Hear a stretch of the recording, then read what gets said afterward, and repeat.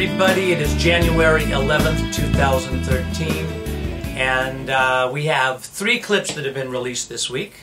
Step 14 of the Vibrato Course, Step 85 of the Listen and Recognize course, and Step 11 of the Advanced Voice course. And all of them are progressing quite well. The Vibrato Course, if you're involved in that, if you're online with us, and you've been following along the Vibrato Course, when I say we're up to Step 14, that's getting up to the beginning of the refinement of the vibrato. By now, if you've gone through the course, you've gone into and seen all of the easy ends, and you've started to learn what the troubleshooting things are if you still didn't have vibrato after all of that. And now we're at this point where you do have vibrato, but we want to start to refine it. And there's specific steps involved in that, and the first step in refinement was released this week. In the relationship to Step 85 of the Listen Recognize, we're just moving along. We got C major, we got all the major chords, all the minor chords, diminished chords and augmented chords, and random notes that we're listening to. So if you're involved in the Listen and Recognize, you ought to know that's a C major. You should know that I just made that what? A C minor, a C diminished, a C major, a C augmented. What note is that? That's the note I always say stands out more than any other note. That's F sharp. That's G. That's E. That's C. That's easy. That's B. Back up to C.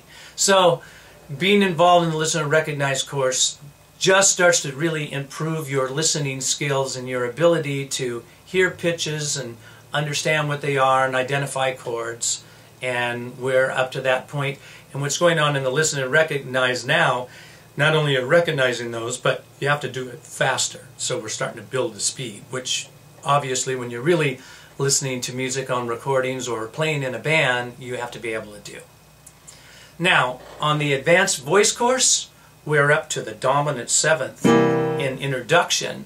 Now, what's going on with the Advanced Voice course is I'm building skills and heading you towards all kinds of wonderful things. The ability to really understand very, very clearly how to make choices about going from chest to mix and mix to head.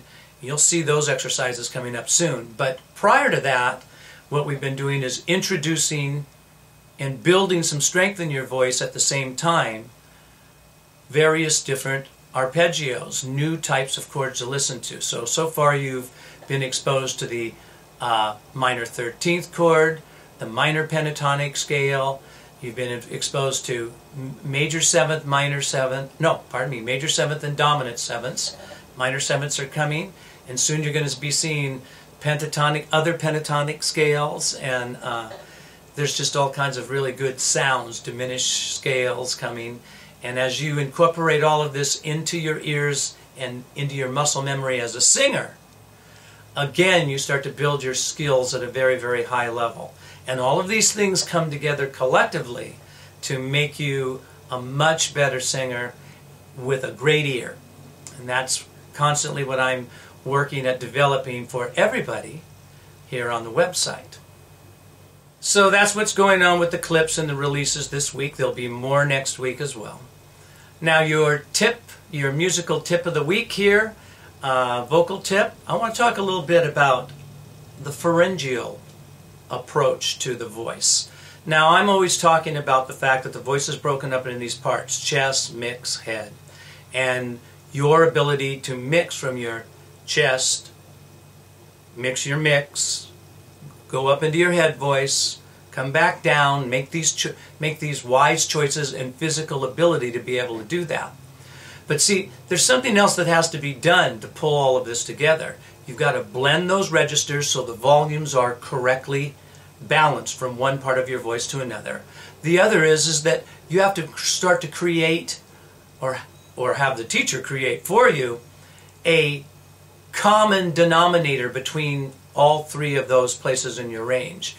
Now, what the pharyngeal voice is bringing more nasal resonator into the sound, getting more of your high ring and ping, getting a pingy, ringy sound.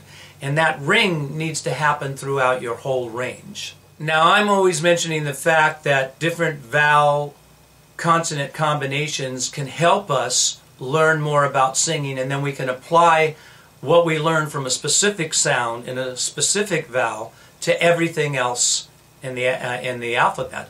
U, O, E, A. All of those vowel sounds and all of the consonant sounds in front of it is the true study.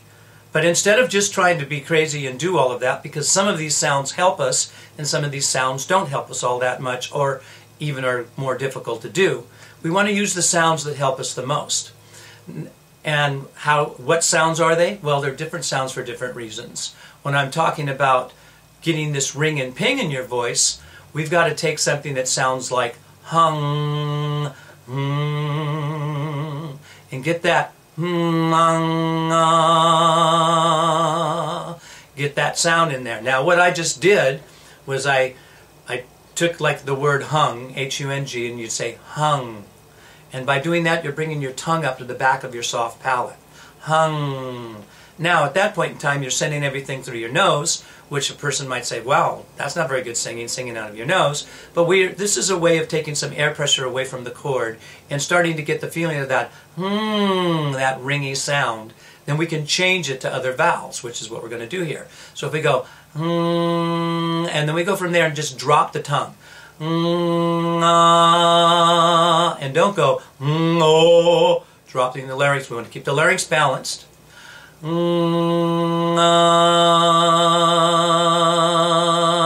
Then you start to have that ringy sound. Now you want to be able to keep that ringy sound in all areas of your voice. Chest, mix, head. So what you start to do is there's various exercises, and here's one of them. You take the exercise. Let's go to a minor 13th for the fun of it.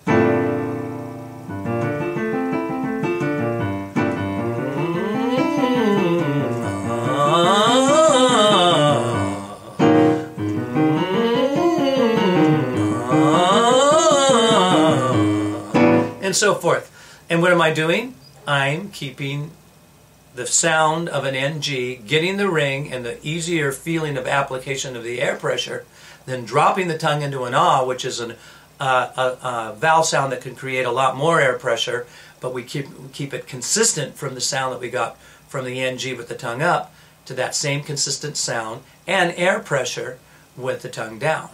A beginning of starting to, and then vocalize that throughout your whole range, is a beginning of starting to understand how to blend from your chest mixed to your head and understand that as something separate from just vocalizing through those areas. So there's another quick tip for you, and I think that wraps up the weekly wrap-up.